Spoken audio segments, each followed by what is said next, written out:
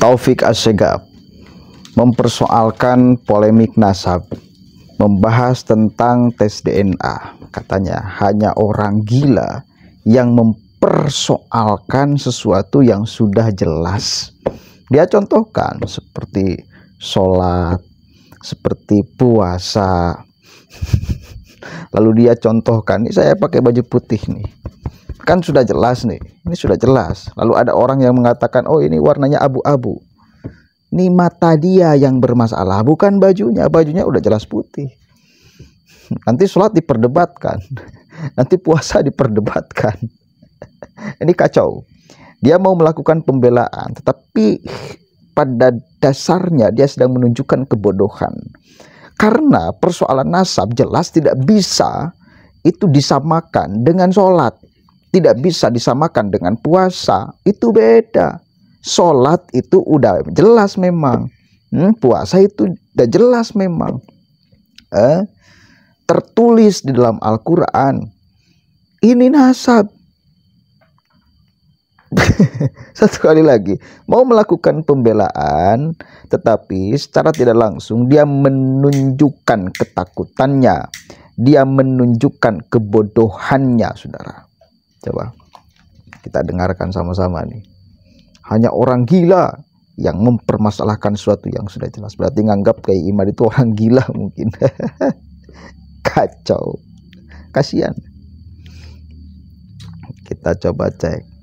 Enggak, maksudnya gini, kalau mau menjawab tetapi disandarkan pada yang benar dong, bukan malah mendoktrin dan malah menunjukkan sikap bodoh. Itu kita coba cek. Segala sesuatu yang jelas kalau diperdebatkan menjadi nggak jelas. Karena itu Nabi SAW menyatakan, ma dhalla qaumun ba'da hudan illa kanu utul jadal. Tidak ada manusia menjadi sesat setelah dia tadi itu tahu kebenaran kecuali karena banyak debat. Paham ya? Nanti sholat diperdebatkan, nanti puasa diperdebatkan, nanti hijab diperdebatkan. Yang sudah jelas jangan diperdebatkan. Paham ya? Semakin tidak jelas, itu namanya syubhat. Syubhat itu orang yang membuat keruh, membuat gaduh. Paham ya? Membuat gaduh. Ya jangan mau dong, udah bersih, udah jernih dibuat gaduh mau. Gila saudara. Karena itu kesesatan itu terjadi setelah jelas karena banyak debat. Jangan memperdebatkan yang sudah jelas, percuma. Tambah menjadi sesat, bukan menjadi ilmiah. Tapi memang ada orang-orang yang seperti itu. Ada orang-orang yang memang begitu, ada. Karena kita nggak menuduh bayaran atau tidak, memang ada orang yang menjadikan hal yang yakin menjadi ragu, bukan mengajarkan keyakinan semakin mantap. Ada begitu.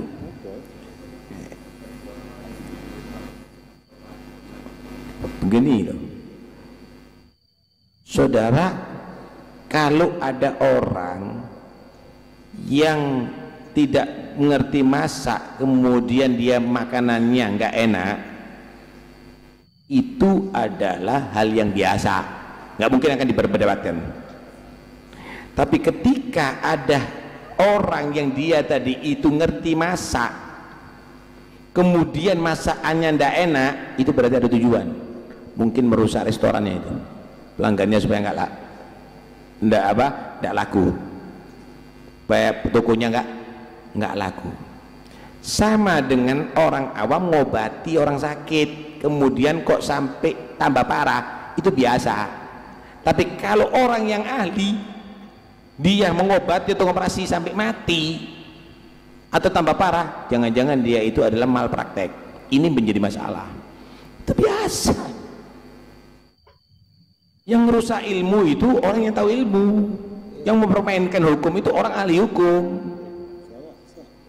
Yang malpraktek itu adalah dokter. Paham ya? Hal biasa itu. Hal biasa, tidak perlu kita bingung ya. Jadi kalau sudah jelas kenapa harus berdebat. Nih, ini baju apa warnanya? Putih. Ada orang sekarang itu bukan putih, itu coklat atau itu abu-abu. Inti mau bingung. Tinggal kan menyatakan, oh orang ini nggak jelas ini matanya nih. Kita DNA. Saudara, sekarang saya mau tanya. Ini, tak kasih gambaran kamu. Mereka yang sudah melakukan DNA, coba suruh minta ke nagobah yang ada di dunia ini, bisa diisbat nasab dengan DNA-nya dia? Nggak bisa, saudara. Ini ngawur. Wah, dia menyuruh misalnya yang Sayyid ini DNA. Oke, kamu yang sudah menyatakan DNA kamu benar, coba minta ke nagobah di seluruh dunia. Bisa ndak kamu dianggap Sayyid dengan DNA kamu? Nggak akan diterima, gitu loh. Kenapa? Karena memang tidak ada DNA itu menjadi alat untuk menetapkan nasab jauh, kecuali nasab dekat. Misal ya, ada satu anak direbut sama dua orang. Ini anak saya, bukan ini anak kamu, ini anak saya, ini. Yang satu mati, yang hidup ini direbut. Caranya gimana? Lah, ini akan diperiksakan dengan DNA-nya. Nanti DNA ini mendukung. Nasab dekat begitu. Nasab jauh nggak bisa, Wan. Jangan mau digoblok-goblok. Paham ya? Nggak bisa. Dalam agama nggak boleh juga itu aja. VG. Oke. Para jamaahnya di sana diam aja. Dia nggak menggugat sedikit pun kalimat-kalimat yang diucapkan oleh Pak Taufik As-Segaf. Tetapi bila kita renungkan sama-sama punya pikiran kan, coba lacak aja kebenarannya oleh pikiran kita. Dia menyamakan persoalan polemik nasab ini dengan puasa. Gak nyambung. Makanya satu kali lagi selalu saya katakan, di dalam agama itu ada yang harus disandarkan pada keimanan, ada yang mesti disandarkan pada rasio, ya, pada akal. Penting makanya peran akal di dalam agama. Nikmat kubur, siksa kubur, sholat, puasa, zakat, menghaji, dan lain sebagainya, itu jangan digugat pakai akal. Gak bakalan nyampe. Itu ruangnya keimanan. Makanya antisipasi bila ada yang mendoktrin macam itu. Ternyata ada, bahkan oleh pimpinan RA lagi. Persoalan nasab ini beda dengan persoalan puasa, sholat apalagi. Yang kebenarannya udah jelas. Ya, sebagai orang Islam, cara komunikasi dengan Allah ya lewat sholat. Itu ajaran baginda Nabi. Langsung beliau yang mengajarkan. Persoalan nasab ini jangan disamakan dengan sholat. Gak nyambung. Ini disandarkan pada rasio, pada akal. Lacak oleh akal. Kebenaran nasab ini mesti disandarkan pada manuskrip. Karena berbicara sejarah. Berbicara orang yang hidup di abad lampau. Kan itu. Jadi bukan ranah keimanan. Gak nyambung pula disamakan dengan sholat. Mau melakukan satu kali lagi pembelaan, tetapi sambil menunjukkan kebodohan.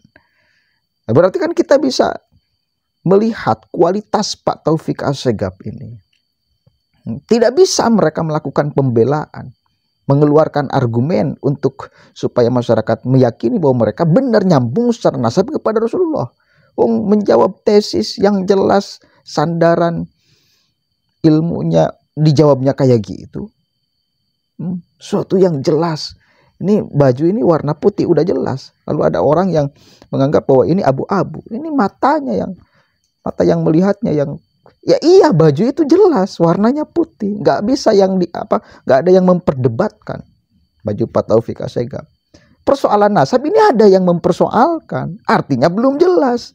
Artinya jangan disamakan dengan baju kau yang kau kenakan. Artinya jangan kau samakan dengan sholat.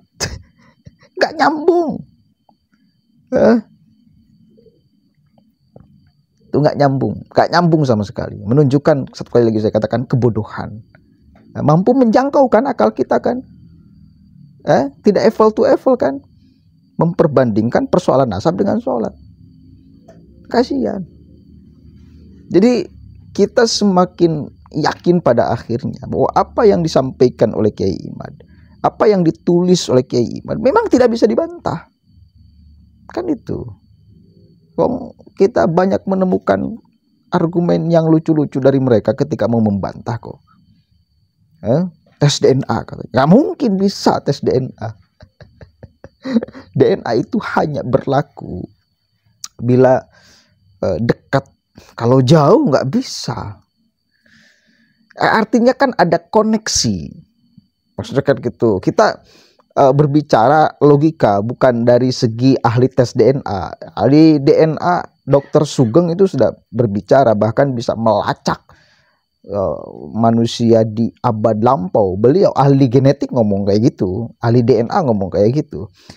Taufik Assegaf kan ngomong dengan rasio dia yang dia juga bukan ahli genetik kan itu ya, bukan ahli DNA. Nah, saya juga bisa dong kalau pakai rasio. Kalau katakan gini, Taufik Assegaf mengatakan bahwa DNA itu hanya bisa diyakini kebenarannya bila dekat orangnya. Nah, untuk meyakini bahwa ini anak siapa, cek aja DNA-nya. Bisa kalau dekat, tapi kalau jauh nggak bisa, kata Pak Taufik Assegaf. Logikanya sederhana. Ada nggak peninggalan masa lampau yang itu bisa disamakan DNA dengan orang masa kini? Kan intinya ada koneksi DNA. Kalau misal kan Nabi Muhammad ada peninggalan rambutnya, bisa dong diambil sampelnya, lalu DNA-nya disamakan dengan orang masa kini. Kan ada koneksi itu. Logika kita kan menangkap kayak gitu. Rizik juga ngomong kayak gitu kok. Pak Rizik itu ngomong, untuk apa rambut Nabi ditinggalkan? Salah satunya untuk mengetes bila ada orang yang ngaku-ngaku sebagai cucu Nabi, cek DNA-nya sama nggak dengan Nabi. Kan itu Kang Rizik yang ngomong. Keceplosan atau itu?